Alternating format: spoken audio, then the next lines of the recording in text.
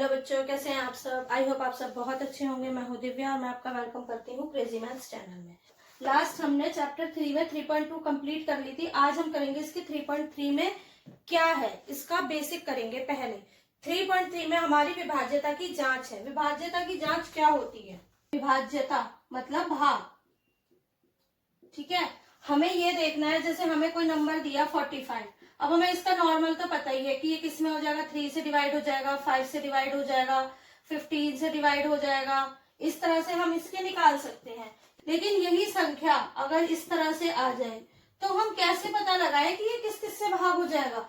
कोई बड़ा नंबर आ जाए 3 डिजिट का, 4 डिजिट का, 5 अंकों का, इस तरह से, तो हम कैसे पता लगाएंगे? वही है हमारी विभाज्यता की जांच, ठीक है। तो हम आज ये देखेंगे, अगर कोई हमें बड़ा अंक दिया हुआ है तो उसको हम कैसे पता लगा सकते हैं। विभाज्यता के लिए हमें कौन कौन से नंबर्स ऐसे हैं जो हम इससे पता लगा सकते हैं? 2, 3, 4, 5, 6, 8, 9, 10 और 11।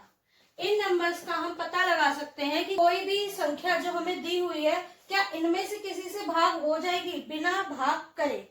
कैसे पता लगाएंगे? सबसे पहले हम देखेंगे 2 से। देखिए, यदि किसी संख्या के इकाई का अंक, 2 के लिए हम क्या देखते हैं? यदि किसी संख्या के इकाई का अंक 0, 2, 4, 6, 8 हो तो वह हमेशा 2 से भाग होगी। तो देखिए, 2 से विभाज्यता के लिए यदि किसी संख्या का इकाई का अंक 0, 2, 4, 6, 8 हो तो वह संख्या 2 से विभाज्य है, मतलब भाग हो जाएगी। जैसे हमारे पास ये संख्या है, तो देखिए इसमें पीछे क्या आ रहा है? इकाई का अंक 0, तो इसमें है, इसका मतलब ये संख्या 2 से भाग हो जाएगी। हम ये कह सकते हैं कि इसकी इकाई का अंक 0 है, इसलिए ये संख्या 2 से भाग हो जाएगी, ठीक है। अब हम देखेंगे 3 से। 3 में क्या होता है? हम अंकों का जोड़ करते हैं। जो भी संख्या हमें दी होगी उसके अंकों का जोड़ करेंगे और फिर देखेंगे क्या वो 3 से भाग होती है।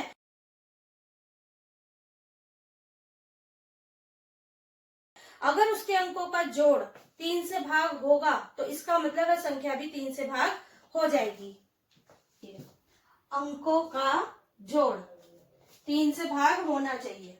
जैसे देखिए, ये संख्या हमें दी हुई है 43,521। अब हम कैसे पता करें कि क्या ये 3 से भाग होगी? इसके अंकों का हम जोड़ कर देंगे। जो भी अंक हैं उन्हें हम जोड़ देंगे तो हमारा आएगा 15। देखिए, 4, 3, 7 और 5, 12 और 2, 14 और 1, 15। तो क्या 15 3 से भाग होता है? होता है। 3 पंजे 15। इसका मतलब ये संख्या भी 3 से भाग हो जाएगी। तो ये हमने 2 और 3 से कर ली है। अब हम करेंगे 4 और 5 से।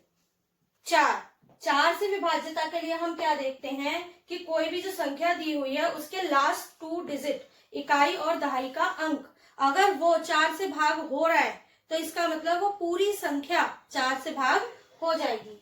यदि किसी संख्या का इकाई और दहाई का अंक 4 से विभाज्य हो तो वह संख्या भी 4 से भाग हो जाएगी। जैसे ये संख्या दी हुई है हमें, इसमें देखिए लास्ट के 2 डिजिट, इसमें देखिए लास्ट के 2 डिजिट क्या है? 32। इकाई और दहाई का अंक क्या है? 32। और 32 4 से भाग होता है, इसका मतलब ये आंसर आ जाएगा सही। तो लास्ट के 2 अंक अगर 4 से भाग हो रहे हैं तो वो 4 से भी भाग, पूरी संख्या 4 से भाग हो जाएगी। अब देखिए यहाँ तो ये 32 आ गया, लेकिन 4 धाम 40 होता है। अगर इसके बाद की कोई संख्या आ जाए तब, ये देखिए जैसे ये 88 आ गया, 88, ये भी सीधा पता चल रहा है 4 दूनी 8, 4 दूनी 8 कट जाएगा।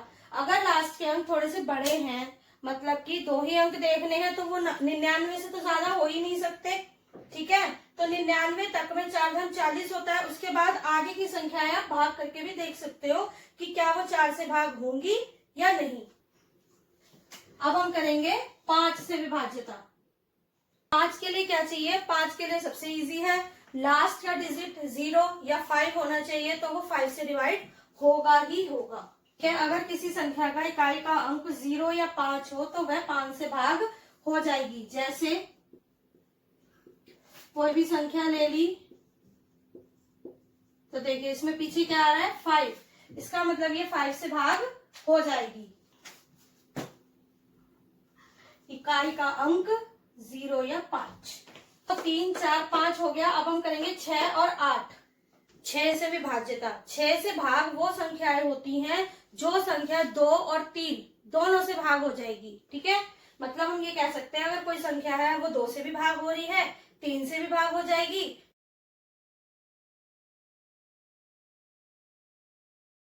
तो वो संख्या 6 से भी भाग हो जाएगी। जैसे ये संख्या दी हुई है हमें, ये संख्या दी हुई है। सबसे पहले हम देखते हैं क्या ये 2 से भाग होगी। तो देखिए पीछे 0 है, इसका मतलब ये 2 से भाग हो जाएगी। अब 3 के लिए हमें क्या करना पड़ेगा, इनका टोटल। तो देखिए 4 और 2 6 और 8 14 और 1 15, क्योंकि 0 कहीं नहीं जुड़ेगा। तो 15, इसका मतलब ये 3 से भी भाग हो जाएगी। ठीक है, तो ये संख्या जो है 2 और 3 दोनों से भाग हो रही है, इसलिए ये संख्या 6 से भी भाग हो जाएगी। अब हम करेंगे 8। 8 से वह संख्या भाग होती है जिसके लास्ट के 3 डिजिट इकाई, दहाई और सैकड़ा तीनों 8 से भाग हो रहे हो, तो वह पूरी संख्या 8 से भाग हो जाएगी। यदि किसी संख्या के आखिरी 3 अंक इकाई, दहाई और सैकड़ा 8 से भाग हो, तो वह संख्या 8 से विभाज्य मतलब भाग होगी। जैसे ये नंबर दिया हुआ है हमें, देखिए इसके हम लास्ट के 3 डिजिट देखते हैं। लास्ट के 3 डिजिट क्या है, 248। देखते हैं क्या ये 8 से भाग हो रहा है। तो देखिए 8 तिया 24 और 8 एकम 8, मतलब ये पूरा पूरा भाग हो रहा है। इसका मतलब ये 8 से भाग हो जाएगा। बस हमें लास्ट के 3 डिजिट देखने हैं। 8 के लिए हमें लास्ट के 3 डिजिट को 8 से भाग करना है। अगर वो पूरा पूरा भाग होता है तो इसका मतलब वह संख्या 8 से भाग हो जाएगी। अब हम करेंगे 9 और 10। 9 से विभाज्यता सेम 3 की ही तरह है। जैसे 3 के लिए हम अंकों का जोड़ करके 3 से भाग होना देखते हैं, उसी तरह 9 के लिए भी हम अंकों का जोड़ करेंगे और उसमें देखेंगे क्या वह संख्या 9 से भाग हो रही है। अगर वह संख्या 9 से भाग हो रही है तो हमारा आंसर सही है, वरना नहीं। यदि किसी संख्या के अंकों का जोड़ 9 से भाग हो तो वह संख्या भी 9 से विभाज्य भाग होगी। जैसे हम इनके अंकों का जोड़ करते हैं तो हमारा क्या आया, 5 और 4 9 और 3 12 और 6 18। तो देखिए 18 आ गया, जो 9 से भाग होगा ही होगा। इसका मतलब ये संख्या भी 9 से भाग हो जाएगी।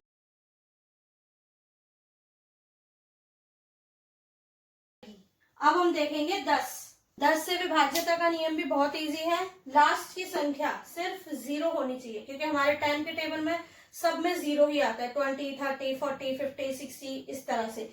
तो 10 के लिए क्या जरूरी है कि इकाई का अंक लास्ट का डिजिट 0 होना चाहिए। यदि किसी संख्या के इकाई का अंक 0 हो तो वह संख्या भी 10 से भाग हो जाएगी। जैसे इसके इकाई का अंक 0 है, इसलिए ये 10 से भाग हो जाएगी। अब हमारा एक रह गया 11। 11 के लिए हम देखेंगे, 11 थोड़ा सा टिपिकल है, उसको ध्यान से समझिएगा। बाकी तो फिर भी इजी है, लेकिन 11 थोड़ा सा मुश्किल है। देखिए 11 से विभाज्यता का नियम क्या है कि 11 के लिए जितनी भी संख्या, जो भी हमें संख्या दी हुई है, उसके सम और विषम संख्याओं का जोड़ करना है, फिर उन्हें घटाना है। उसके बाद अगर आंसर 0 या 11 आता है तो वह संख्या हमारी 11 से भाग होगी। इसलिए यदि किसी संख्या के सम और विषम के अंकों के योगों का अंतर 0 या 11 हो तो वह संख्या 11 से विभाज्य मतलब भाग होगी। देखिए जैसे इसके 2 अंक लेते हैं, पहला और तीसरा। तो ये आ गया 4 जमा 8 12। अब इसके ये 2 अंक लेंगे, 0 प्लस 1, ये कितना आया 1।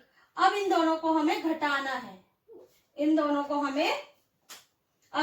हमें घटाना है। तो 12 में से 1 गए 11। तो ये जो आंसर आया ये कितना आया 11। तो ठीक है, एक संख्या छोड़कर पहले टोटल करना है, उसके बाद उन दोनों को घटाकर देखना है क्या आंसर 0 या 11 आ रहा है। अगर 0 या 11 आता है तो वह हमारा 11 से भाग होगा, नहीं तो नहीं होगा। तो जो हमारी एक्सरसाइज 3.3 है वो पूरी इसी पे बेस है कि हमारी विभाज्यता की जांच हम किस तरह से, कौन से नंबर से करते हैं। ठीक है, तो पहले आप ये कीजिए, नेक्स्ट क्लास में हम इसकी 3.3 एक्सरसाइज करेंगे। और इनमें अगर आपको कुछ भी दिक्कत है या कुछ समझ नहीं आ रहा है तो आप मुझे पूछ सकते हो, कमेंट सेक्शन में कमेंट कर सकते हो। और अगर आपको वीडियो अच्छी लगी हो तो प्लीज लाइक, शेयर और सब्सक्राइब जरूर करें। Till then bye bye.